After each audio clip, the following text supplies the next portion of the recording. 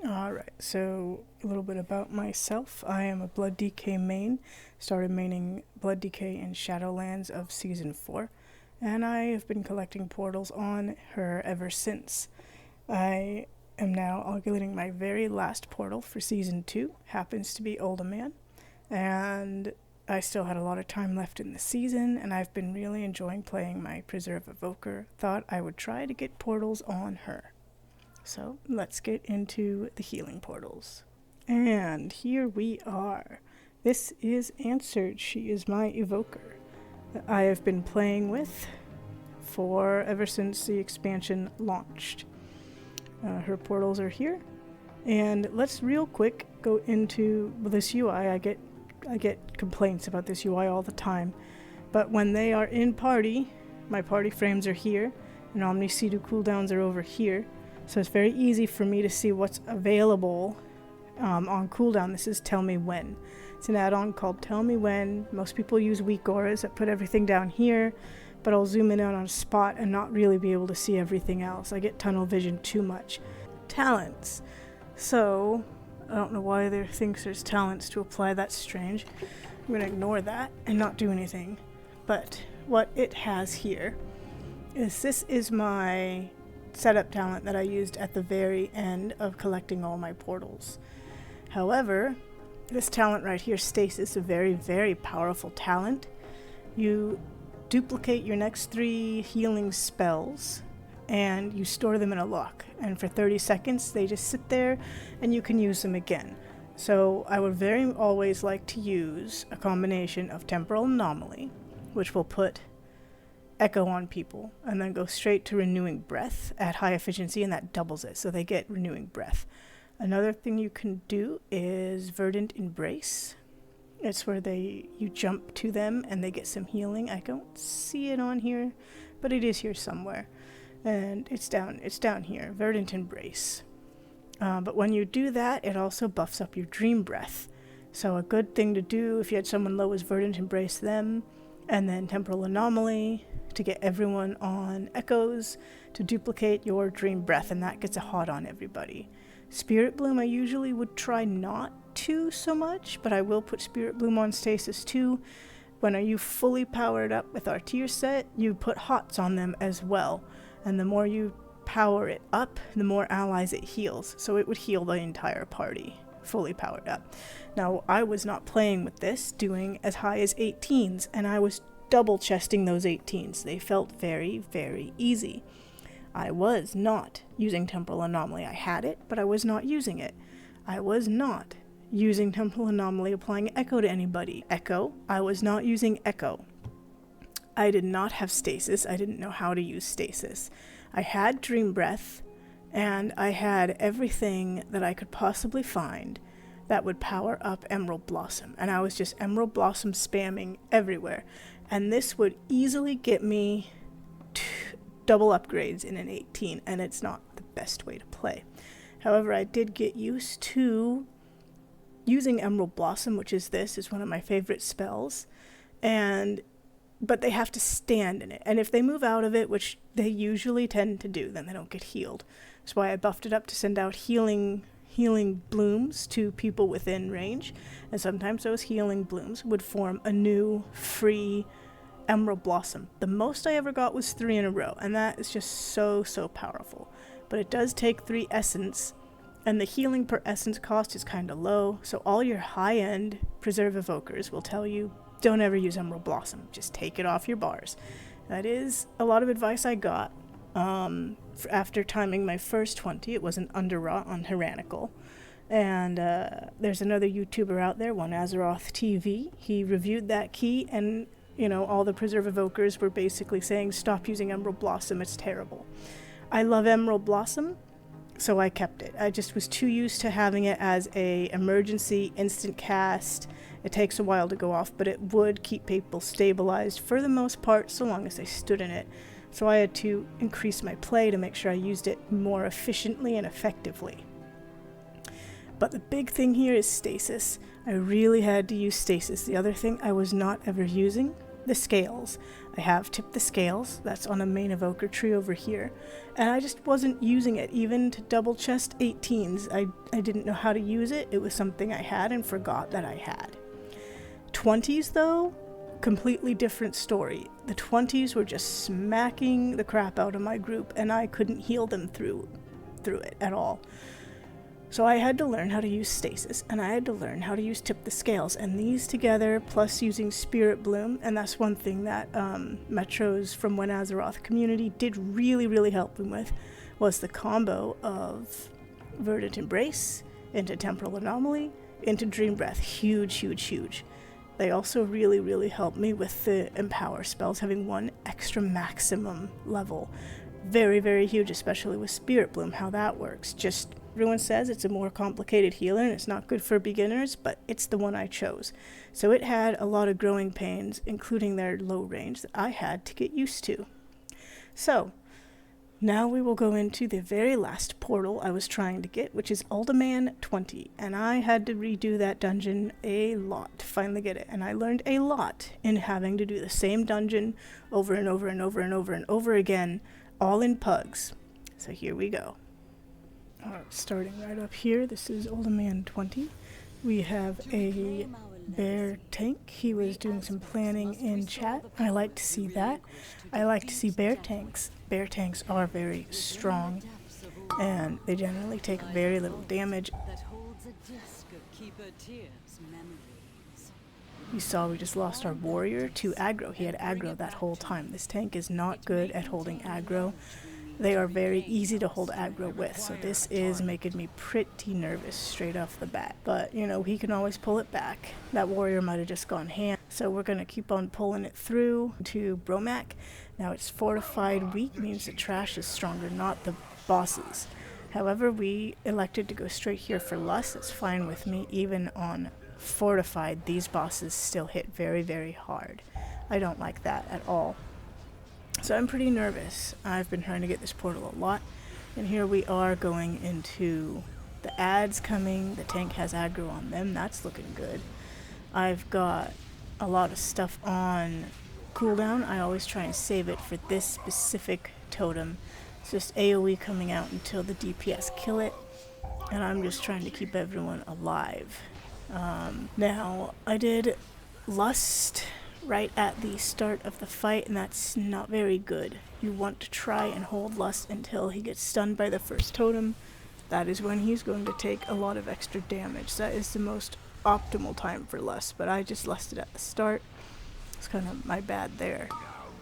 Here we go for our second totem. I have Emerald Communion planned and ready to go. Using Spirit Bloom, just gotta get everyone topped. So long as they kill the ads in time, we should not get overrun with ads. And I'm going to try and get some stuns on these ads so they can't just keep hitting everybody. Lots of movement with those tornadoes throwing you around. That's a little harder. Tank is getting aggro as he's having trouble. There's still one chasing around our poor paladin. Tank can't get aggro off that paladin. But we're just trying to stay alive at this point. I'm more focused on trying to stay alive and keep everyone alive. Very important positioning for breath. Everyone's fine. I hesitated a second there before starting to do damage, but I should have done damage a little sooner. And this boss is actually kind of taking a while to die with Lust on a fortified weak. And I did not notice this at the time, but now looking back, you can see our poor Warlock is just getting left in the dust. He's doing tank damage. That's really bad. That's not a good sign. If your DPS can't, pull their weight, you're really going to be struggling to time the key. It might be possible. Don't think I've ever timed a key with a DPS that low, honestly. But we have the boss almost dead. Everyone is very healthy. This fight is looking pretty easy, but it is a very scary fight. That's why even on fortified weeks, we end up doing... We save Lust for this boss.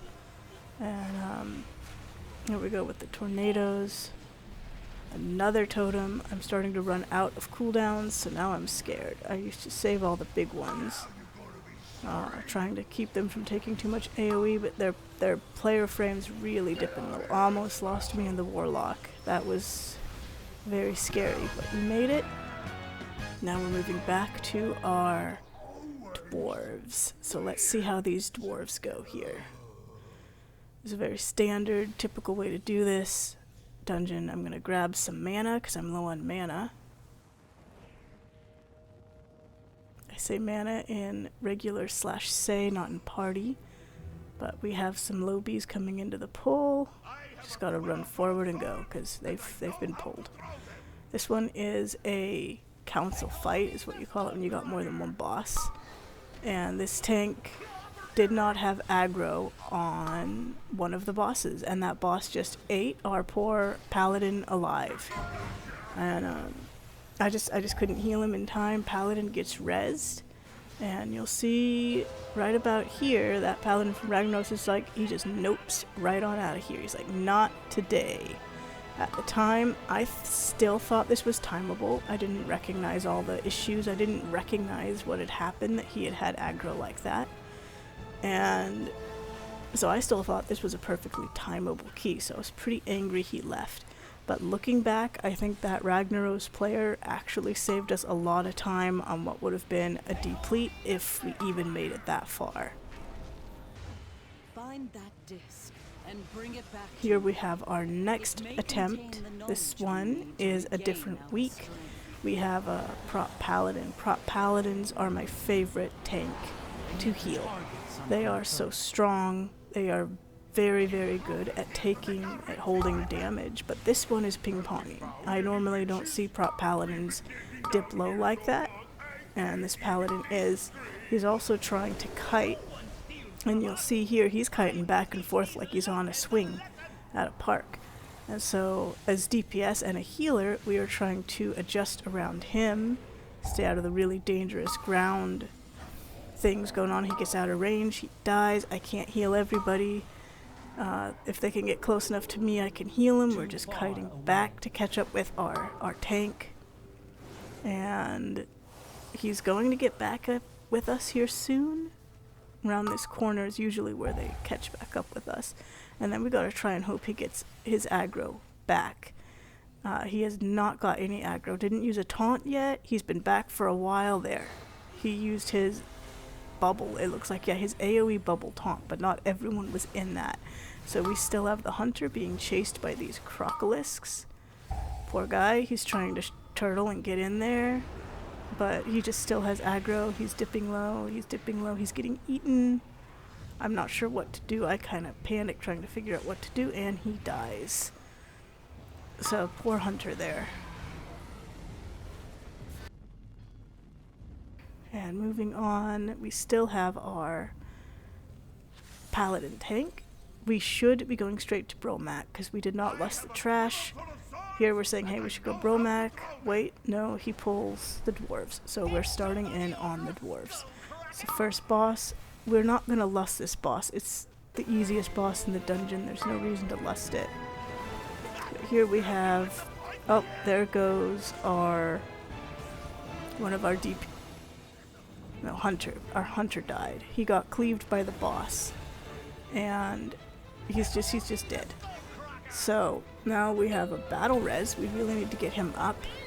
He's doing a lot of DPS, but our tank is either unaware or using all of his resources on his rotation, and he's not getting our poor hunter back up. Gotta keep him alive. He's taking a lot of damage. Keeping the bosses in the fire is not a good idea because you can see we're really running out of room. This is just an inexperienced tank. He got our poor shaman killed, and I'm trying to get these guys CC'd, and now our evoker is down. Trying to CC the other one. There's just so much damage. It's all clustered around together. Apparently the tank is lagging. Maybe he is, maybe he isn't, I don't know. He still hasn't battle resed anybody. And he keeps putting, like, look, he keeps trying to stand on me, and these bosses cleave. You don't want your tank standing on you when he's cleaving, so I'm trying to move to keep out of cleave range, because it's just happening. Now we are soloing me and the tank together this last 2 bosses. We're about to get this one down. You can see it's not too bad yet. We still have constant bombardments, but now that there's 2 up there, it's going to be absolutely crazy, insane fire everywhere. You don't really want this. This is not a good situation, because you just cannot stand and do hardly anything. We're running up here on top of the little hill. Little campsite up here. You usually don't come up here and fight, but this is where we're at. Just trying to stay out of fire, surrounded by fire. I'm just going to run through it and dodge it, come down here. Cannot reach the tank because he didn't come down with me. He's just up there, probably found himself one little safe tiny spot to stand in. And I can't really reach him. He's out of line of sight. So I jump up here, trying to get him in line of sight. Can't really stay there. Gotta move because of the constant fire. It's like, oh, he got the hunter up. So we finally have our hunter back up with us, and it's just insane. Oh no, we lost. One of those guys got one of their casts off. Ghosts are absolutely horrible to try and control here, but at this point I'm already like, there is no way. There is no way we're gonna finish or time this key. But I'm in the finish out the boss mode. I don't know why I'm in the finish out the boss mode, but for some reason it's just, I just keep on playing. But really at this point we should just say, guys, you want to call it and end. But here we go. I love that hunter just turtles and runs through the fire. But he could have just jumped off the edge with me, but he decided to go the hot foot route, I guess. And they're running back up into the fire to try and hit the boss now. It's just absolute a mess. We kill the boss. I try to res them, but there is relief, so we are trying again. This is another week. Each of these were 3 different fortified weeks, so I've been trying for this dungeon for 3 weeks now, but I skipped them on Tyrannical because I don't like these bosses on Tyrannical. They're hard enough on Fort. And going in for a stun, this Brewmaster, I was pretty nervous about him. Checked him out when the group was forming. 437 item level, so I'm expecting him to need a lot of babysitting, a lot of help, but he's actually pretty good. So my focus is more on healing, but I should be doing more DPS here. I was not expecting the tank to be able to handle that damage. I'm not really expecting him to pull big either. Here I've got to solo both of these ghosts. No one else knows he's here, but he's just pulled a pretty dangerous double pack up here with the Crocolisks and the casters, and he just dies. I just couldn't get to him in time. You know, as a tank, it's hard to be aware of if your healer's with the group when you're expecting the healer to be with the group. But when it's a ghost week like this, you never know. I mean, they might have to run off into who knows where to try and get that ghost, and that's what happened. It caused him to die. But he's back, and he's already got aggro. Like, instantly you can tell the difference between him. He's got his aggro. That could have been a wipe right there. That could have been bad. We could have lost more people. We did not. So I'm starting to feel confident with this tank, enough to start using DPS more. Used my call Beacon Treacant right there, and just starting to relax and get more comfortable with the tank. Into Bromach, going Bromach here. We have already killed the dwarves. We are just blazing through, and that is the sound right there for the cauterizing flame add-on I got, so that I can actually see when someone has a bleed. It gives me a notification sound that goes off. This very bad. Now he just pulled the trash onto the boss, and I've heard high-level tanks do this in high-end keys. I have never had a tank do this, so I'm instantly scared. We have our haste debuff that went on the whole group from the ghost going out, and it's a bad start, but we handle it like it's nothing. Although we did just lose our monk. I still don't know what he died to. I rewatched the footage several times. I don't really know how he got himself killed. So our poor monk is dead, and now we have an augment evoker, me, who I don't count as any kind of DPS, but we finished it. The boss took us almost 4 minutes. 3 minutes and 50 seconds is how long it took us to kill Bromach. At this point, I don't think we're timing this. I'm like, there is no way. We took too long to kill that boss. We've had too many deaths, but here, let's go. Tank is impressing me. He's pulling almost this whole hallway here. And most tanks haven't been doing that. He's got the cleavers and the snakes. So this is a very easy pack if your tank can kite them. If he cannot kite them, he's going to get eaten alive. And so I'm still don't think we have the time. You know, I'm confident in my tank now, but I just don't think we have the time. We've had too many mistakes at this point. This boss is a very healing intensive boss. We elected to lust for it because it is such a scary boss even on fortified. It just does a lot of damage. Here's an AoE crushing stomp, but as you might see, me and this augment evoker, we got into a real good rhythm. Like, I'd use my Zephyr, he'd use his Zephyr, he'd use his breath. I prepared for my breath but didn't actually need it. Our tank had us covered. But it's just absolutely amazing. We are together. Everyone is working so well. Perfect orb placement, perfect tanking. It's just so good. It makes this boss look easy, but this is not an easy boss. So just enjoy the show for a little bit.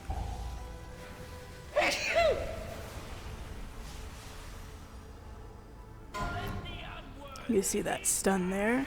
For anyone who hasn't been doing this boss, you have to stun him before he casts Titanic Empowerment at 100 energy.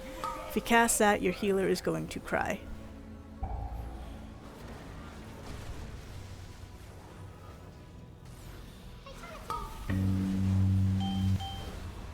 You know, just watching this is like, it makes it look easy. This group, you can see they're standing near me. They know my range. They know I'm using Emerald Blossom. It's just so easy to heal. And it's just great. Tank asking if we have cooldowns, because he's going to do a big pull there. This is the most dangerous pack in the dungeon. Our tank got one shot. And that's been happening like every time we go into this pack on fortified. The tank just runs in and face plants within like a global or two. But this week we could save this. It doesn't have to be a wipe. If I can keep the team alive, if we can kite this trash all the way back to our tank and our tank can catch up with us, then we will manage to stay alive. And that's what we're doing. We are pretty healthy. We're doing good. Here's our tank. Our evoker rescues him, brings him close. Getting hots on everyone because I want to get in and try to get some DPS if I can. Got distracted with ghosts here. Got to manage that. He's taking damage. This is a really high damage thing. Gonna try and fly through. Get my Emerald Blossom, which I love, down. And he's doing his Earthquake. And somehow that Earthquake pulls the most dangerous trash in the dungeon. That's another Earthquake mob. No one ever pulls that. Everyone skips. And everyone in chat is like, how did that happen? We have no idea, but the trash just pulled it. Here's our tank. We're going to try number 2. He's keeping our morale up, telling us we can still time it. He even fed us. He gave us a feast. Very nice of him. Alright, so here we go. Now everyone is more prepared. They're ready to run in. Defense is up. It's go time. The reason this trash is so dangerous is this Earthquake, a lot of damage. You cannot LOS it. Every other big golem in this dungeon you can, but you can LOS your healer. So while you cannot LOS the damage from him, your healer's trying to heal you and you're out of line of sight of your healer. It's just, you're gonna die like our poor hunter did right there. So we just all gotta stay together. Don't bother LOSing because you can't. And this time it's going smooth. Like, here we are, we're going good. The stuff's coming down, pretty steady. This just seems to be the way it does on fortified weeks. First run in, your tank just face plants, everyone dies. Second run in, maybe you lose 1 DPS, but then you got it, and the trash is dead. We move on. This boss, very scary boss, is constant AoE and a lot of movement. And there's spike damage too. It's a very challenging heal boss, even on fortified. Again, this is not a dungeon I wanted to do on tyrannical because the bosses are so scary, even as a fortified boss. Okay, we're coming in. You can see the damage is just insane. We're taking so much, and I'm just trying to keep everyone alive. I don't want them to get down, but I'm also trying to do damage. Gotta watch out for those fires coming just from every which way. Now we're got a really good start on this boss. Like, we really came in guns blaring on that boss. We have ghosts. This is an awful time to get ghosts because you don't want to get killed by his fire spin thing. We got our ghosts. Good job. I'm assuming it was the evoker that got the other one because I never found it. Got a dream breath. Go for a full dream breath there. Get big hots on them. You can see there's double from Echo. They got double the hots. Now we're just trying to keep everyone up. Do some damage. Take out the ghost. And look at all that. That was a lot of healing blooms from that one emerald blossoms. You can just see them jumping around healing people. That's why I love the build so much, even though it's not the best build to do high keys with. But it did its job here. Now the hunter is out of range, and I'm going to start noticing that, and I dream breath and I realize I can't reach him, and I'm starting to get scared. I'm starting to panic. I don't see him. I don't know where he is. I just know I can't heal him.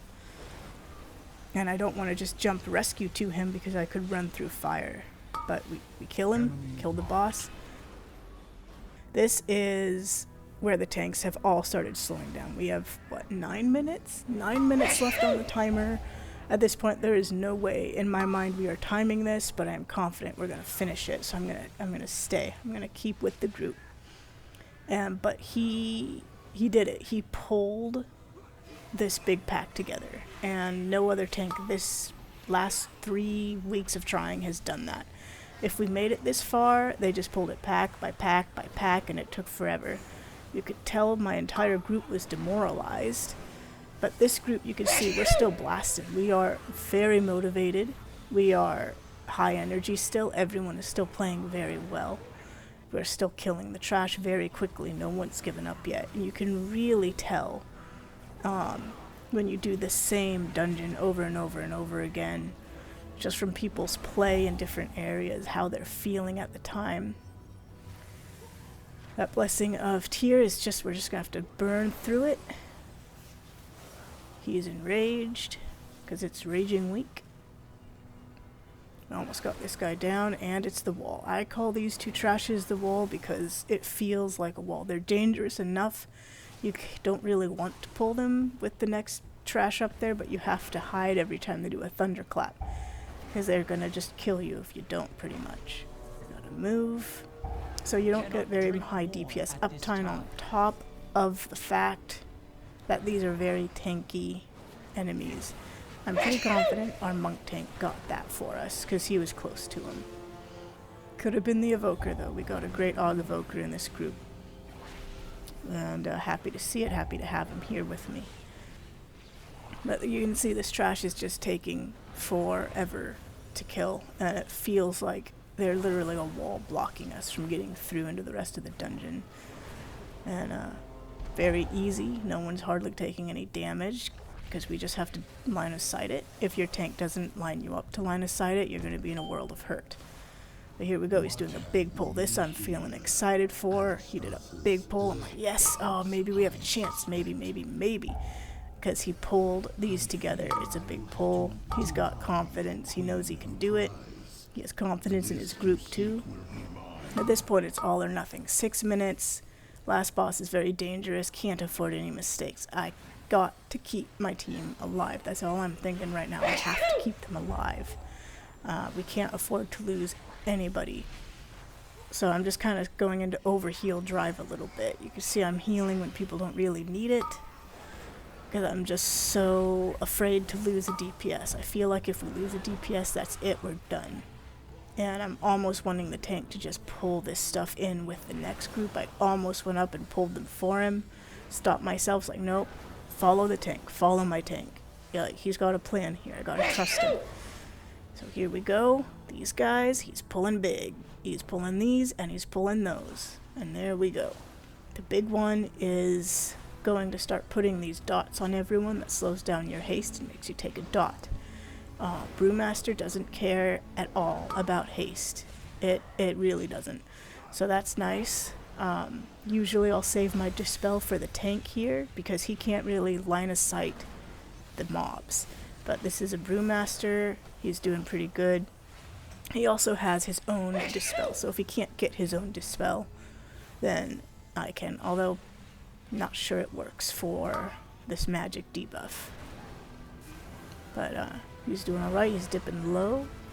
And I think he's about to kite. Yeah, there he goes. And he's line of sighting them. If you line of sight the mobs, then your debuff will drop. And that's exactly what he did. So I don't know what our Windwalker is saying.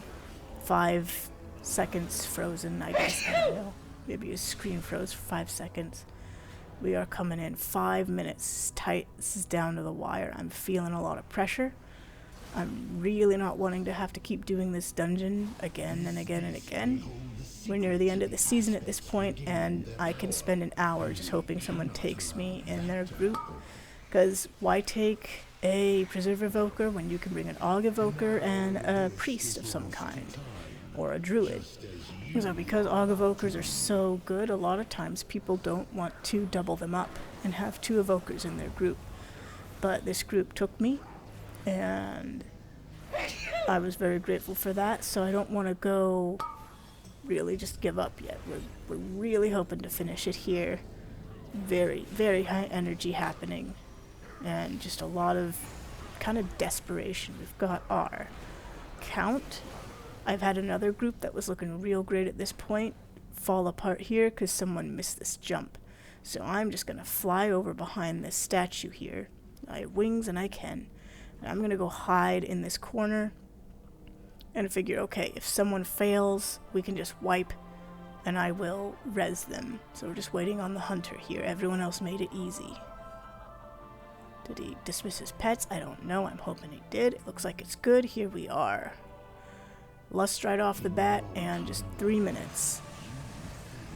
3 minutes. I am pretty nervous, pretty scared. Just gonna heal like crazy.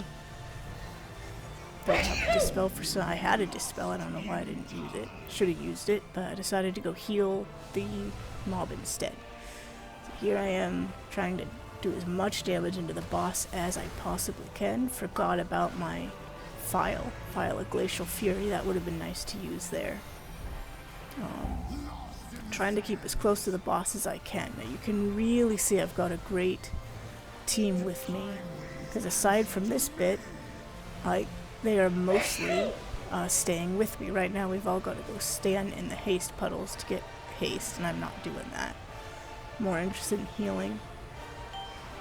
But we've got like the Evoker's staying with me, the Hunter's doing his best to just stay with us, the Monk and the Tank are being in melee as they should. But it's just absolutely amazing watching these DPS stay with me. Most of the time in PuGs you don't expect this. You expect them to be spreading to the 4 corners of the moon right now. And these guys are not, and they're making healing them so much easier. I usually lose people here so much, and we haven't lost anyone, which is good because there's no battle res at all in this group. So if someone dies, they're just stuck dead. Oh, people getting low, getting scared. We got Zephyr up. Our Aug Evoker used Zephyr to make us take less AoE damage. I'm trying to figure out what to do, what I have. I'm like pretty much in almost panic mode here, trying to heal him. But I just keep trying. He got too low. I wanted to take that dot off of him so that he wasn't taking damage. That makes us move, yeah, but I was worried about the dot on him first. So I come over here. That tank is keeping that boss in that corner for some reason, but just work it out. I gotta get this ghost down. The Augment Evoker just moves me so I can keep casting that anomaly, although I think I stopped, I'm not sure. And there we go. That poor hunter was trying his best to stay with us, but we just kept flying all over the place. And that is my last portal. And I had to thank the tank, because it really was the tank. Like, that tank really pulled it through. He kept picking us back up every time we fell. And it was a pleasure. And I'm very happy that I got my portals done.